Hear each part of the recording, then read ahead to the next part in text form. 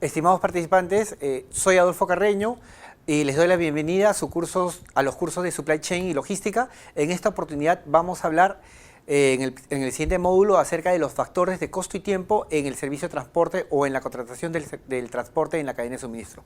Cuando el gerente de Supply debe o va a realizar la contratación de un transporte, las dos primeras preguntas básicas que se debe hacer, las preguntas elementales, son las siguientes.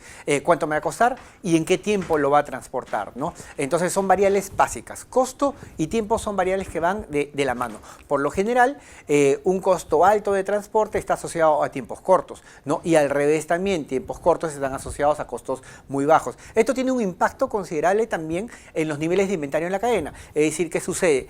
Si ustedes contratan un medio de transporte caro pero rápido, probablemente lo que pueden hacer en cada uno de los extremos de la cadena es bajar los niveles de inventario. Recuerden ustedes que el punto de reorden, y esto lo vimos en planificación, esto se ve en los módulos de planificación de cadena de suministro, el punto de reorden tiene un componente en su construcción del tiempo del transportista. Es decir, si colocan un tiempo muy largo, el punto de reorden debe ser mayor. Y no hay que ser un gurú para darse cuenta. Si, por ejemplo, al planificador le dices el tiempo de entrega es de 10 días, el planificador dirá, bueno, tengo que colocar mi punto de reorden aquí. Pero si le dices tu tiempo de entrega es de 50 días, va a tener que colocar un punto de reorden mucho más alto. Entonces tiene un impacto considerable en los niveles de inventarios que existen en los extremos de la cadena de suministro. Entonces vamos a por ello. Vamos a hablar acerca del costo, los factores, qué factores de costo y tiempo en el servicio de transporte existen.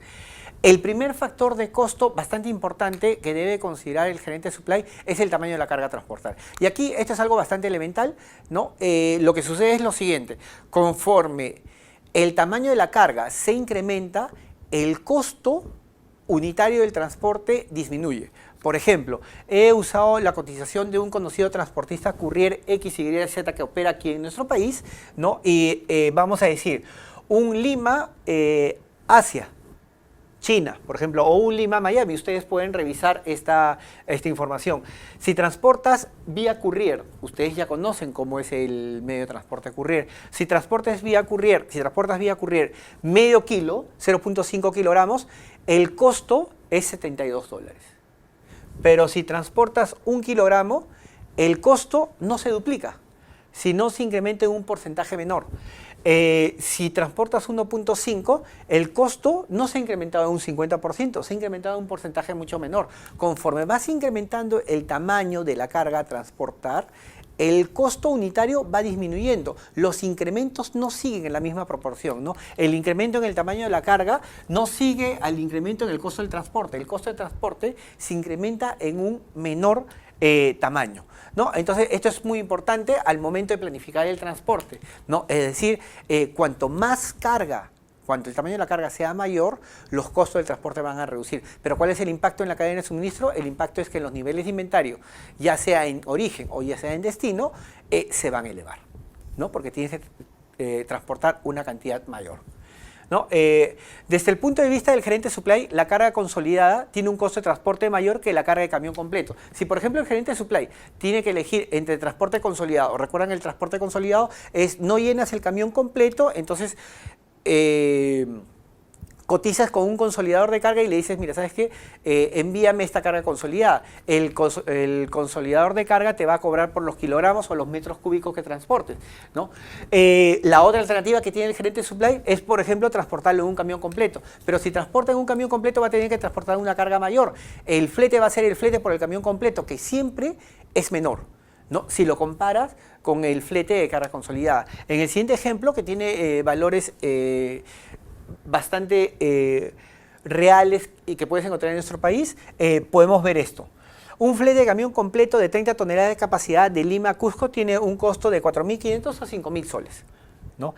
Este mismo transportista que te cobra 4.500 a 5.000 soles para este transporte de camión completo, también te puede decir, la tarifa, si envías consolidada, si no llenas las 30 toneladas de capacidad, si tienes, por ejemplo, 500 kilogramos o 1.000 kilogramos, ¿no? La tarifa de carga consolidada es de 1.5 o 1.6 soles por kilogramo de Lima a Cusco. Entonces, si lo ves desde el punto de vista del transportista, si el transportista alquila el camión ¿no? Si alquila el camión completo a una empresa, va a cobrar los 4.000 o 5.000 soles y ahí tiene utilidad. Pero si, por ejemplo, en lugar de alquilar el camión a una empresa, lo que hace es venderlo como carga consolidada. Entonces, cuando vende como carga consolidada va a cobrar 1.5 soles por kilogramo. Si hay 30 toneladas, estamos hablando que podría obtener hasta 35.000 soles. El problema está que consigas clientes que llenen el camión. Muchas veces el problema para el mismo transportista es que no consigue clientes para que llene el camión. Pero si los tuviera y les cobra esta tarifa, no podría sacar a ese viaje 35.200 soles. Entonces, claramente ustedes pueden ver que para el gerente de supply lo más barato, lo más económico es transportar carga consolidada. Transportar carga en camiones completos. La carga consolidada o tamaños pequeños de carga tienen un extra en el costo del flete.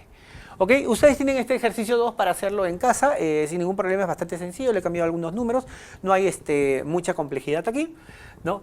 El tamaño del vehículo de transporte claramente también impacta en los costos del transporte. Por ejemplo, aquí les estoy mostrando las economías de escala que hay en el transporte para fletes, ¿no? Por ejemplo, este camión de 10 metros cúbicos o 1.5 toneladas de capacidad, recuerden la relación en el transporte carretero, 1.5 toneladas por 6 y tienes la capacidad en metros cúbicos, ¿no?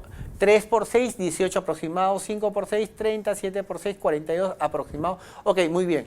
En Lima, cuando contratas el flete, casi todos los fletes que contratas están divididos por zonas, ¿no? Zona 1 es el centro de Lima, zona 2 es la periferia y zona 3 desde Callao, Chorrillos, Lurín, Villa El Salvador, Pachacamac, etc. Estos distritos están en la zona 3.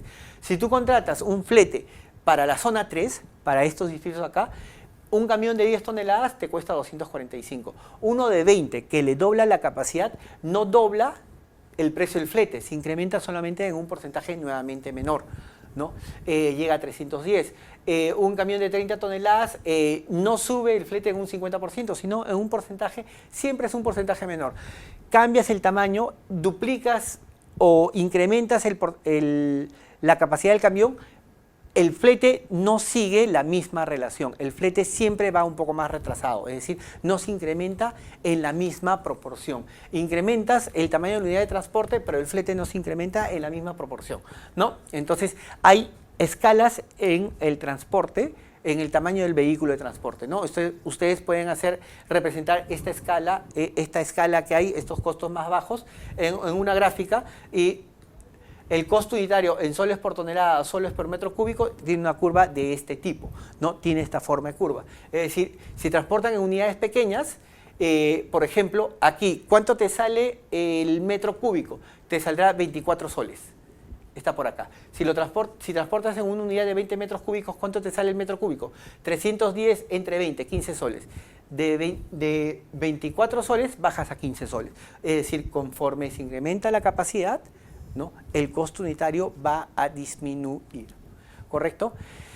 La utilización también es bastante importante, esto es bastante sencillo de entender. En primer lugar, lo que ustedes tienen que saber es que la utilización de un vehículo de transporte se mide, y esto es básico, se mide al peso o al volumen, ¿no? Se mide al peso o al volumen, ¿no? Es decir, tú puedes contratar un camión que tenga una capacidad de 10 toneladas, su costo es de 350 soles, pero si cargas 2 toneladas, estás utilizando el 20%, 2 entre 10, ¿no? Y el costo unitario de transporte te sale 350 soles por cada tonelada, por cada una de las 2 toneladas, te va a salir 175 soles la tonelada, ¿no? Esta es una contratación ineficiente, ¿no? Porque si tienes 2 toneladas tendrías que usar un camión de 2 toneladas, ¿no? Entonces aquí lo que tienes es esto de acá, ¿no? Tienes que tener cuidado si vas a contratar un camión completo, tienes que llenar la capacidad de ese camión. Eso es lo que tienes que buscar. Ahora, tú puedes llenar la capacidad en dos variables, en peso y volumen,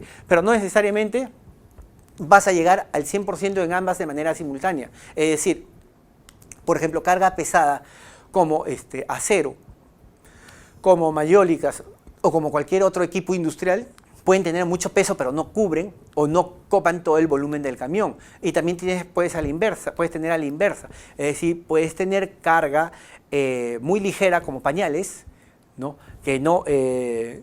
que no pesa nada, pero que ocupa mucho volumen. Entonces, un camión de pañales va a tener una utilización al volumen muy alta, pero al peso bajísima. Un camión con perfiles de acero o un camión con mayólicas, por ejemplo, va a tener una utilización muy alta en peso, pero muy baja en volumen, ¿no? Entonces, la utilización del vehículo de transporte es bastante importante al momento de contratar el transporte, ¿no? Tienen que asegurarse que llenen al menos el peso o el volumen. Este problema no lo tienen. Desde el punto de vista del gerente de supply, este problema no existe si es que ustedes contratan un servicio de carga consolidada o contratan a un consolidador de carga. Quien tiene el problema sería el consolidador de carga, ¿no? Al momento de fletar o alquilar el camión. ¿Correcto? Entonces, esta es la utilización del vehículo de transporte. La distancia también es un factor importante al momento de calcular los costos. Es decir, ustedes pueden tener el siguiente fenómeno, ¿no? Por ejemplo, si nos vamos al sur, de Lima hasta Cañete hay más o menos 148, 150 kilómetros. El costo de un contenedor de 20 pies, el costo del transporte de un contenedor de 20 pies es de $230. Pero si te vas a Pisco, que está mucho más lejos, el costo solamente se incrementa en 330. Es decir, en la ruta del sur, por ejemplo, de Lima a Cañete, el costo unitario en dólares por kilómetro es 1.554. Pero de Lima a Pisco hay una distancia mayor, el costo no se incrementa en la misma proporción y el costo unitario en dólares por kilómetro baja a 1.32. Lo mismo en el norte, ¿no? Lima-Casma, Lima-Trujillo, ustedes pueden encontrar este tipo de situaciones, ¿correcto? Entonces, también hay economía en la distancia. Cuanto la distancia sea mayor, el costo calculado en dólares por kilómetro, o dólares por milla, o dólares por metro lineal por distancia recorrida, va disminuyendo. Punto importante, en el medio marítimo, el impacto de la distancia es menor de lo que se cree en el medio marítimo. Duplicar la distancia implica un incremento del costo en solo 16%, ¿no? Es decir, te aprovisionas de más lejos, tu flete no va a ser mucho más caro, sino va a ser un poco más caro nada más, ¿no? Esto es lo que tienen ustedes en cuanto a las economías en las distancias. El manejo de cargas. Cuando hablamos de manejo de cargas, hablamos de la carga y descarga de las unidades de transporte. Aquí también hay ciertas economías o hay ciertas economías de escala, ¿no?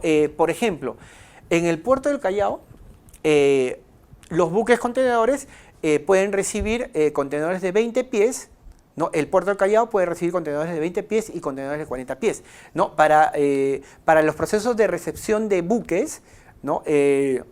Existen costos que tienen que pagar al concesionario, ya sea DP World, ya sea APM, por la carga o descarga de contenedores. Y en ese costo también hay economías de escala. Si ustedes, por ejemplo, cargan o descargan un contenedor de 20 pies, les cuesta 790 soles. Si descargan o cargan un contenedor de 40 pies, les cuesta 900 soles. Entonces, aquí claramente se puede ver, duplicas el volumen del contenedor y el flete, el costo de la manipulación de la mercancía no se duplica, ¿no? Entonces, punto importante, el manejo de cargas.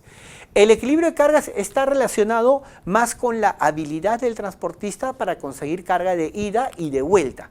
Esta habilidad para el gerente de supply es importante que desarrolle el transportista, porque pueden existir casos en los cuales, por ejemplo, contrates un transportista para un viaje de Lima a Trujillo, pero ese transportista no tiene clientes de regreso en la ruta Trujillo-Lima. Entonces, ¿qué va a hacer? Al momento de cotizarte, en el costo que te va a cotizar, va a incluir el regreso del camión vacío, ¿no? Entonces, eso para ti va a representar un sobrecosto. Y si le pides a ese transportista que te reduzca la tarifa, vas a encontrar muchos obstáculos porque el transportista va a regresar vacío, ¿no? En cambio, si encontraras transportistas que tengan cargas equilibradas, es decir, cargas de ida y cargas de vuelta, un transportista con cargas equilibradas probablemente pueda darte mayores ahorros en costos, ¿no? Porque sabe que tiene carga de regreso y sabe que ese viaje no lo tiene que subvencionar con la ida, ¿no? Entonces, el equilibrio de cargas es súper importante, ¿no? encontrar transportistas que tengan la carga equilibrada, ¿no? Pero esto es algo bastante difícil de encontrar. Es fácil de decir, pero difícil de hacer, ¿no? En nuestro país, por ejemplo, tienes carga de Lima en dirección a provincias, pero no necesariamente en en los mismos tipos de unidades de transporte puedes obtener cargas de provincias para Lima, ¿no? Es decir, lo que envías de Lima para provincias pueden ser productos manufacturados, pero lo que recibes de provincias para Lima es otro tipo requiere otro tipo de camión. Es decir, no puedes usar generalmente los mismos camiones que mandas en una dirección en la otra dirección, ¿no? Entonces ahí también tienen un problema de equilibrio de cargas, ¿no? Esto es bastante difícil de lograr, pero es importante porque impacta en el costo. Factores de tiempo. El tiempo en tránsito. ¿Qué hay con el tiempo en tránsito? Para distancias pequeñas, y esto es bastante intuitivo, no tenemos que tener una gráfica con números científica que demuestre claramente esto, ¿no? Sino basta con mucho sentido común. Para distancias muy pequeñas, el medio más rápido es el carretero, ¿no? Un Lima, probablemente, no sé, una ciudad cercana, Barranca o Huacho, etcétera, con un transportista carretero que está en verde, ¿no? Lo vas a hacer bastante rápido, pero ¿no? Con esto de acá lo vas a hacer bastante rápido, ¿no?